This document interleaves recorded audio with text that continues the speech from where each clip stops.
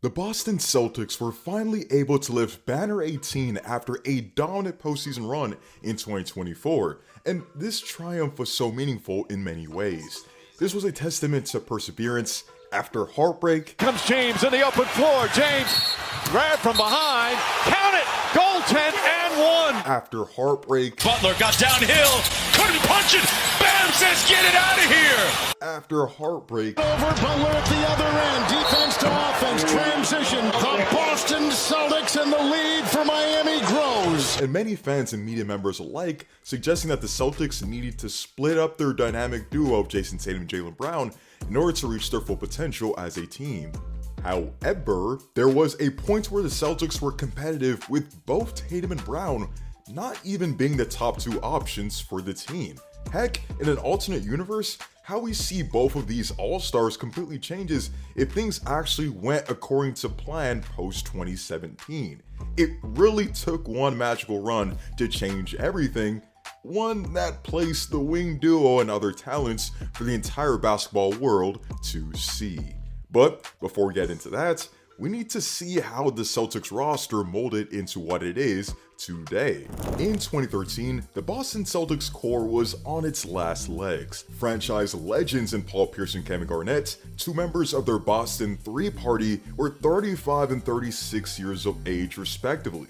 On top of just the mileage on both of their bodies, Kevin Garnett was sustaining multiple lower body injuries, and the pair simply wasn't as effective as they were just this season ago. On top of that, Ray Allen departed to the rival Miami Heat, who just beat the Celtics in the East Finals the year prior, and you can see why things continue to go downhill. Rajon Rondo now took the reins as the team's best player, but he unfortunately tore his ACL in that 2013 season, and the Celtics could only collectively muster a playoff appearance and a first-round exit to the New York Knicks. The writing was on the wall that the Celtics needed to rebuild, so they made the hard decision of trading their franchise pillars of Kevin Garnett and Paul Pierce to the Brooklyn Nets in order to get draft capital. I really wonder who those picks turned out to be. Anyways, the head coach at the time, Doc Rivers, wanted no part of a rebuild, so in a rarity, we had a head coach get traded, with him being dealt to the LA Clippers for a future first-round pick. The Celtics then hired the youngest coach in the NBA at the time in Brad Stevens from Butler,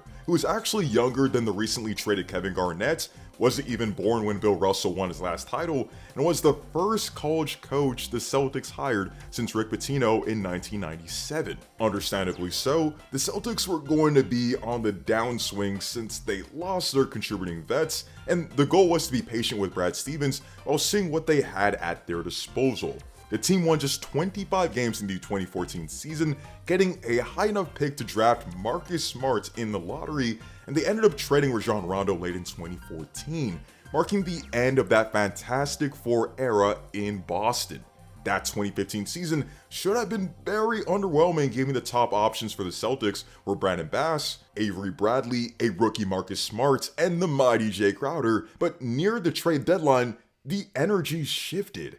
In Phoenix, there was a logjam at the point guard position between Goran Dragic, Eric Bledsoe, and this 5'9" guard called Isaiah Thomas, the 60th pick in the 2011 NBA draft, who was previously with the Sacramento Kings and had just one media member address him on draft day. The Celtics initially had no clue whether to buy, sell, or stand pat at the deadline, but they decided to make a splash, trading for the 5'9" point guard. According to Danny Ainge, Isaiah is a dynamic offensive player whose scoring and playmaking abilities add to an already well-rounded backcourt of Marcus Smart and Avery Bradley. We're excited to welcome Isaiah Thomas to the Celtics family. After the IT trade, the Celtics were able to salvage a lost season by winning 8 of their last 10 games and sneaking into the 7th seed with a 40-42 record in the Eastern Conference. Their reward for making the postseason was a date with LeBron, Kyrie Irving, and the Cleveland Cavaliers, and the series ended as you'd expect. On the bright side though, the younger players on the Celtics team got playoff experience and demonstrated that they wouldn't just roll over and perish when faced against superior opposition. Most importantly, Isaiah Thomas averaged 19 points and 5 assists in his 21 regular season games with the team, and the Celtics already made it back to the playoffs despite many people believing this would be a dreadful year of many to come. They did so with no All-Star on the roster in 2015, but with internal improvements, the drafting of Terry Rozier, which will be important a couple seasons later, and IT developing into an All-Star in 2016, the Celtics were somehow a competitive team. They were the 5th seed in the Eastern Conference, 10th in offensive rating, 4th in defensive rating, and the brilliance of Brad Stevens was on full display. This team was gritty and wouldn't back down to a challenge that they were able to get a win at Oracle Arena during the Warriors' 73-9 season and snap the Warriors' 54 home game winning streak. The Celtics, unfortunately, lost in the first round, again, to the Atlanta Hawks, but if they could just add pieces in free agency, this team could be a serious contender. That offseason, they landed a big fish in Al Horford from those Atlanta Hawks who could stretch the floor, shore up their interior defense and bolster their front court, and play make a little. Plus, one of those picks from the Brooklyn Nets turned out to be some nerd with a flat top that loves to play chess. Yeah, the Celtics were the 5th seed in the Eastern Conference and still had the honor of getting the 3rd pick in the 2016 NBA draft to get I found peace in your violence, Jaylen Brown, a player who would take time to mold his offensive game at the pro level, but was a stout on-ball defender.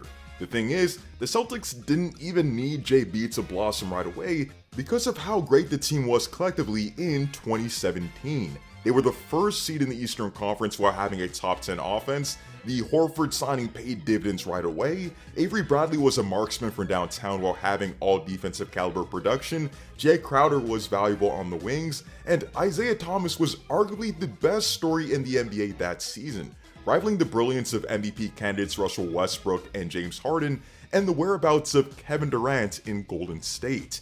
He was an explosive 5'9", 185-pound player, averaging 29 points on 46% from the field and 38% from 3 on 9 attempts a game. That was an all-star, made All-NBA, was in the 94th percentile as a pick-and-roll ball handler, was in the 95th percentile as an isolation scorer, and finished 5th in MVP voting.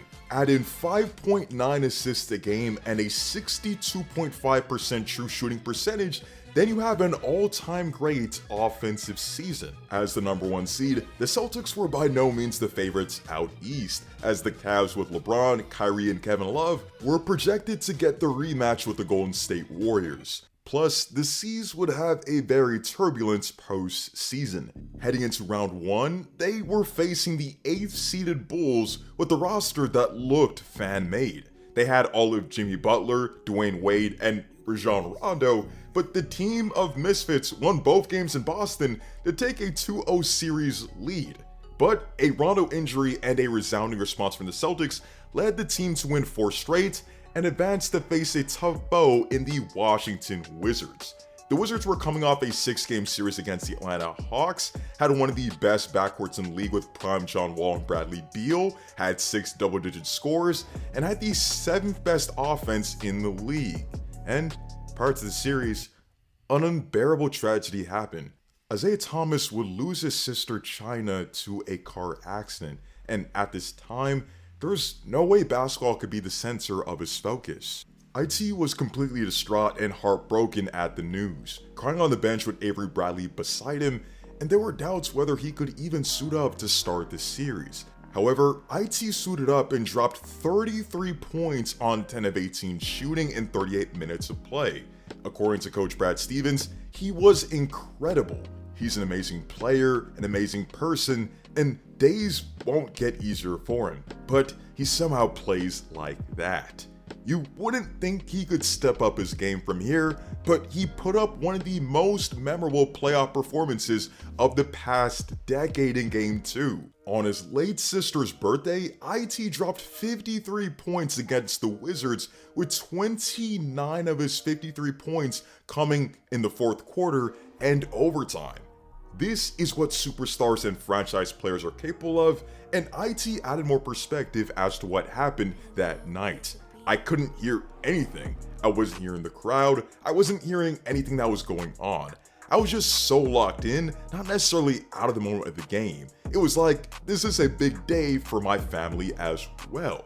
While Thomas was in a different zone, the Wizards made sure the Celtics know that they wouldn't just roll over and take defeat. In what was a tug-of-war series, the Celtics found themselves hosting a Game 7 at TD Garden. But while all the attention was on John Wall, Bradley Beal, and Isaiah Thomas, the biggest storyline in this game ended up being Kelly Olynyk becoming the incarnation of Larry Bird, dropping 26-4-4 while helping the Celtics get a 10-point victory. The Celtics were now in the conference finals for the first time since 2012 and just 3 years removed from 2014 when they embraced a rebuild and didn't make the playoffs. And that's when their journey ended. The Cavs were favorites given the talent disparity between the two teams, the Cavs being the defending champions and them having the Man of Steel himself. Not only that, IT's series got cut short due to him suffering a significant hip injury. And if it wasn't for Avery Bradley's magical three-pointer that bounced in the waning seconds in Cleveland, this would have been a sweep. In the grand scheme of things, the Celtics had a great season, but there was still a huge gap between them and the Cleveland Cavaliers. However, they could still bridge that gap through free agency and through the draft, as they had enough cap space to land a max caliber free agent, and another Brooklyn pick from the KG Paul Pierce trade ended up being the #1 overall pick in the 2017 NBA draft. That summer, the Celtics signed all-star Gordon Hayward from the Utah Jazz, who had just come off his best season of his NBA career, a move that IT celebrated on his social media.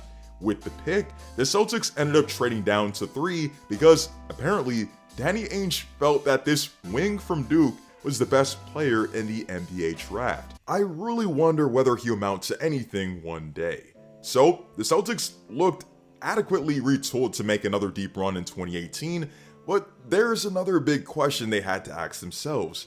Isaiah Thomas was the best player on the Celtics team, suffered through one of the biggest tragedies imaginable, and still suited up for the team and played through injury just to give this team a better chance to win.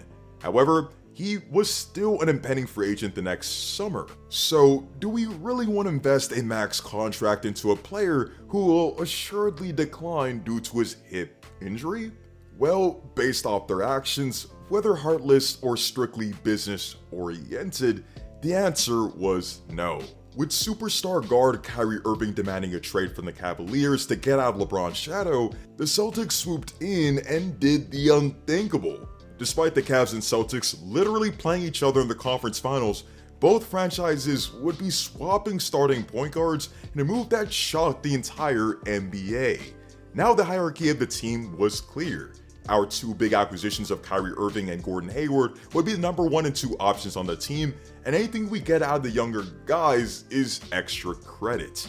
Given Kyrie wasn't the most popular player in Cleveland at this time, his return to Cleveland would be cinema, so the NBA scheduled it for opening night for the 2018 NBA season. Kyrie Irving, Al Horford, Gordon, well, about that. On what was just a routine play, Gordon Hayward suffered a gruesome leg injury that would keep him out for the season.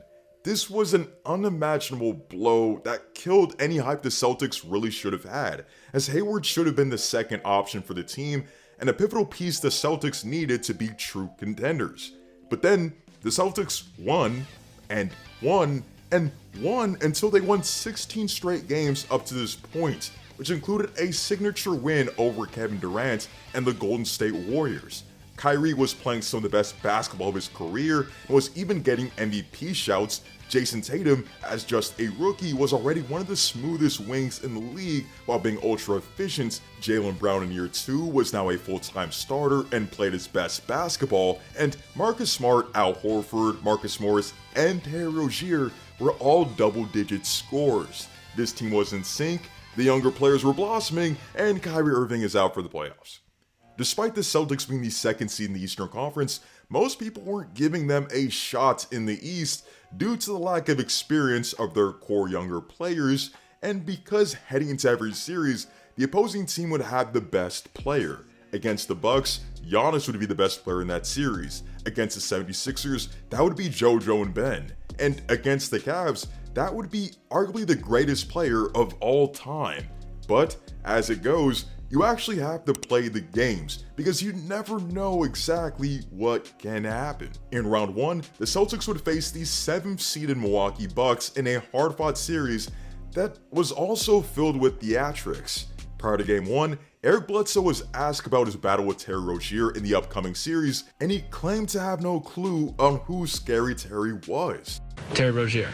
I don't even know who that is. So, heading into TD Garden, Terry Rozier wears a Drew Bledsoe jersey and would later cook the life out of Bledsoe for a dagger with just 0.5 seconds left. Celtics win Game 1.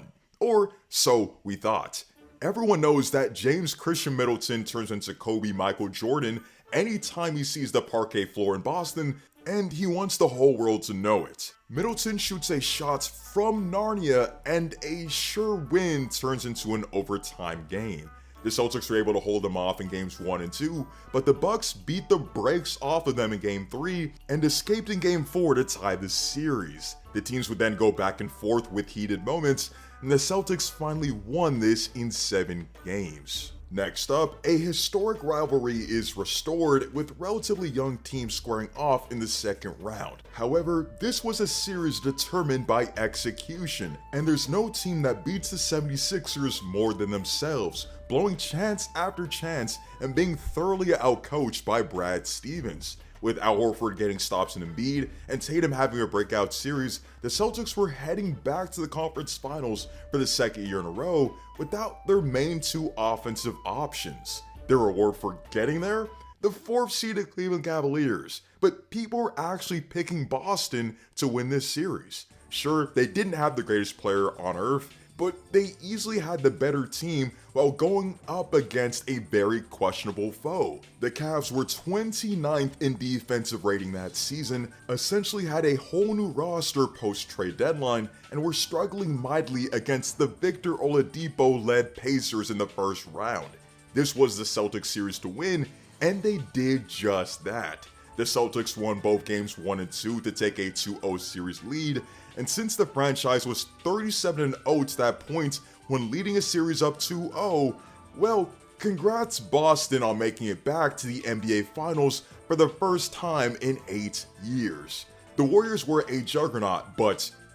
Huh? They lost? You mean the Celtics lost this series? Yeah, unfortunately for the Celtics, they're going up against LeBron James, who is doing supernatural things this postseason that more than likely won't be replicated. Also, someone check on Terry Parlay Rozier because he was just taking any shot he wanted outside the flow of the offense and was dreadful. Adam Silver, contact him. As for the Celtics, losing isn't ideal, but being just 1 game shy of the NBA Finals without Kyrie and Hayward just meant that it was completely over for the rest of the NBA. 2 All-Stars would be returning to a team that was extremely close to being finals bound, and the depth they had with Tatum, Brown, Smart, Rozier, Marcus Morris, and Al Horford guaranteed that they'd win 60+ games. We're talking about a dynasty here. The vibes were so high that even though Kyrie would be a free agent the following summer, he declared that he would be back in front of the TD Garden crowd. Shared it with some of my teammates as well as the organization and everyone else in Boston. You guys will have me back. I plan on re-signing here next year. Boom! So, cheers. But as the saying goes, too much of a good thing can be a bad thing. The Celtics had a season from hell, going from the guaranteed first seed in the Eastern Conference that was supposed to win 60+ games to not even winning 50. The struggles inherently came from having too many mouths to feed and the hunger of the younger guys to show that they had arrived, being the driving force for the Celtics making the conference finals in 2018 in the first place. Kyrie's leadership style was also fairly questionable, as when times were getting rough during the season, he in a post-game interview confessed to calling LeBron James during the season to apologize to him for the naivety and selfishness he demonstrated in his Cleveland Cavalier tenure, and that leading a team is very hard. Not the greatest idea. Gordon Hayward was also thrust back into the starting lineup upon his return, rubbing people and players the wrong way because of what the team built last year without him, the fact that he wasn't playing at the all-star caliber level he was in Utah, and the fact that he should have been slowly reintegrated into the lineup to catch up to speed. Come playoff time, the Celtics were... well, they got the surprising sweep against the Pacers in round 1 and got a game 1 victory against the 60-win Milwaukee Bucks in Milwaukee, causing Paul Pierce to claim that this series was definitely over. I don't know where Milwaukee goes from here because Whoa. So is this over? No, listen, I think it's over. This series is over. Yeah, they lost. Game? They lost 4 straight and lost in 5. With the Celtics season now being over, the direct attention centered around Kyrie Irving and his now non-committal answers to the media about his Celtic future. Not only that, Al Horford was an impending free agent, and there was a rumored mystery team willing to offer him an insane multi-year deal. In just one offseason, the Celtics lost both Kyrie Irving and Al Horford to teams in the Eastern Conference. Marcus Morris left for the Clippers, and Hayward didn't look like his 2017 self. This caused the Celtics to refocus their strategy for 2020 by giving Jason Tatum and Jaylen Brown the reins to the franchise and hoping the newly acquired Kemba Walker via sign and trade with Terry Rozier was a better culture fit than Kyrie. And the Celtics were spot on. Tatum and Brown went from young wings you felt great about for the future to guys who are among the league's best now. On a career-best 18.6 field goal attempts a game, Tatum was the team's leading scorer at just over 23 points a game, dazzled the crowd with his handle, ability to get to his spots and hit rather difficult shots, and ability to perform against the league's best.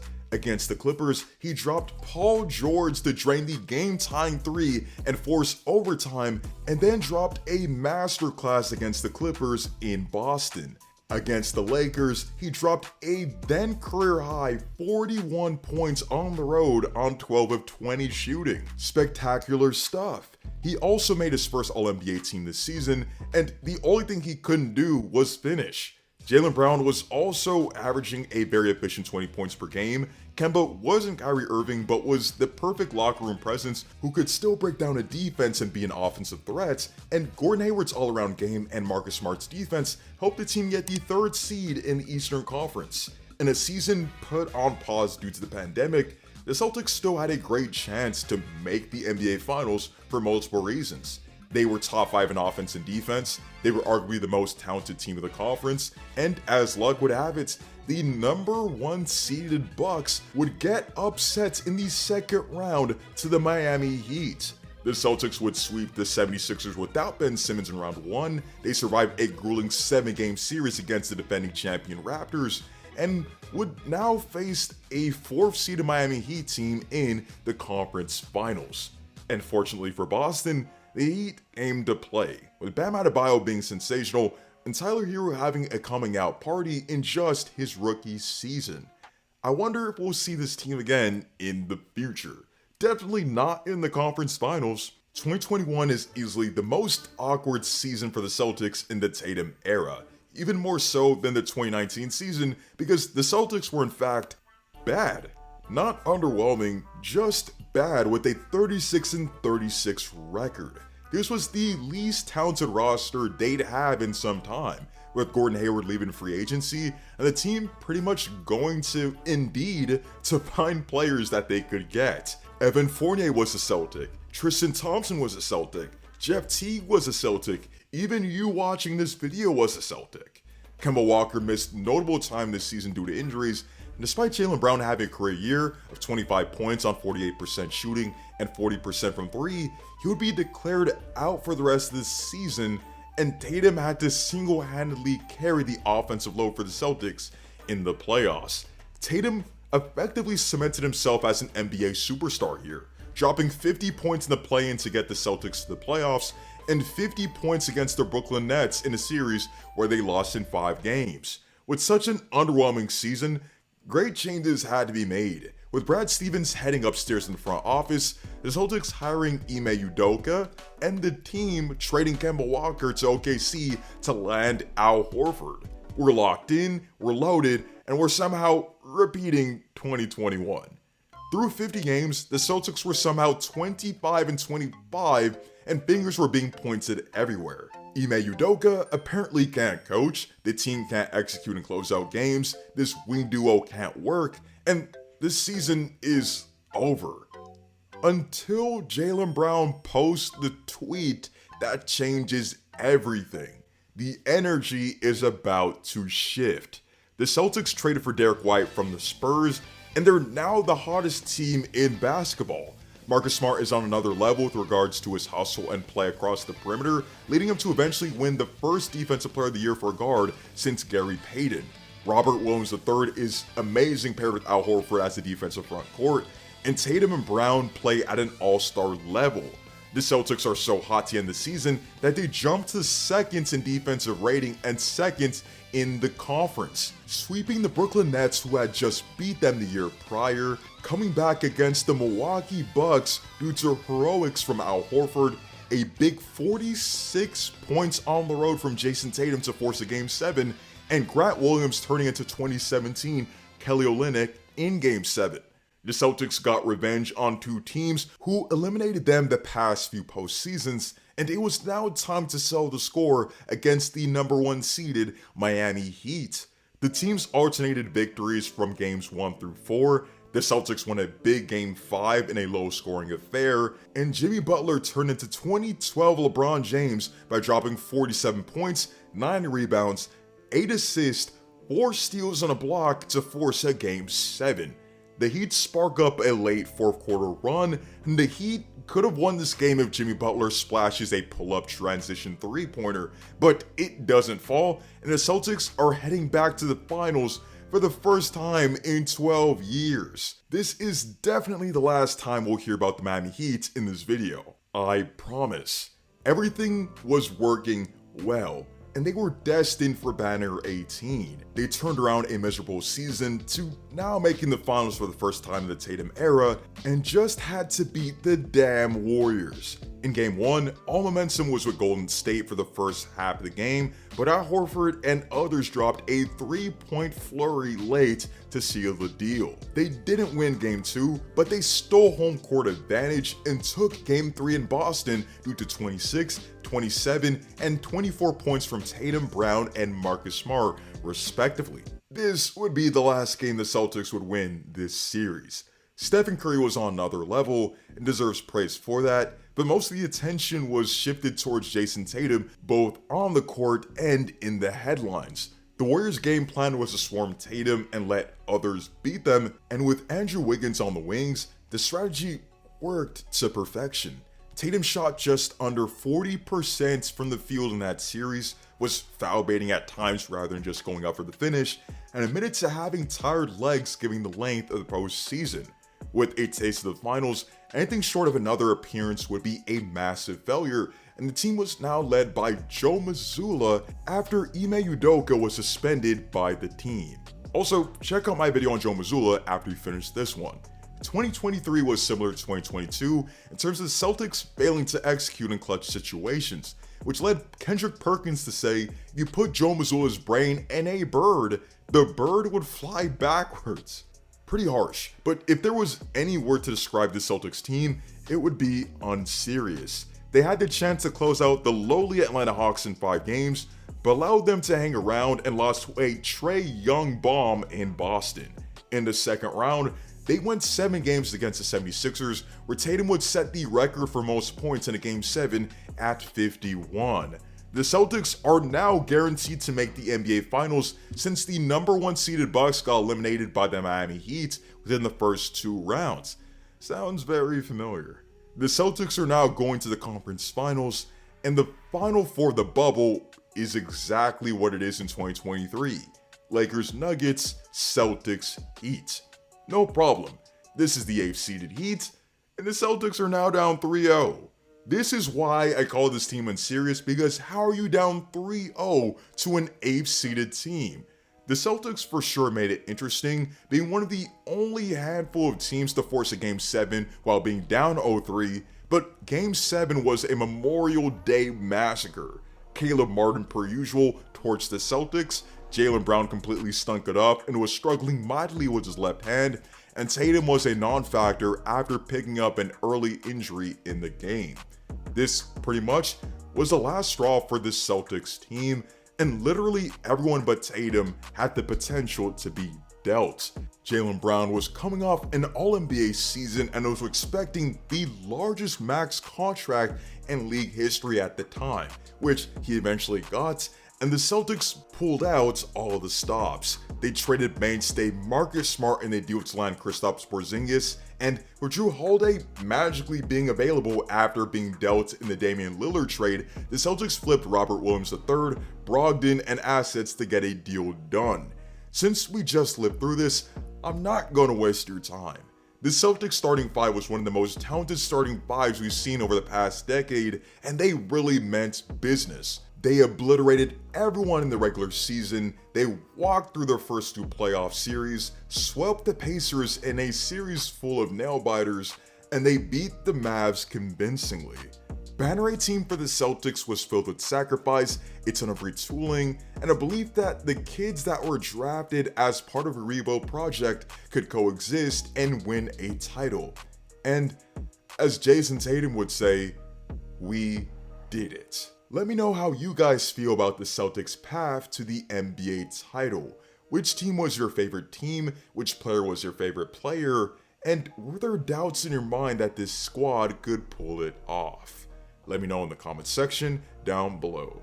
This video took a long time to make, so please leave a like on the video to greatly support the channel and share it to anyone you know who loves basketball. Be sure to sub to this channel for even more content like this. Check out my last few videos on the channel, and hope to see you all in the next one. Stay tuned.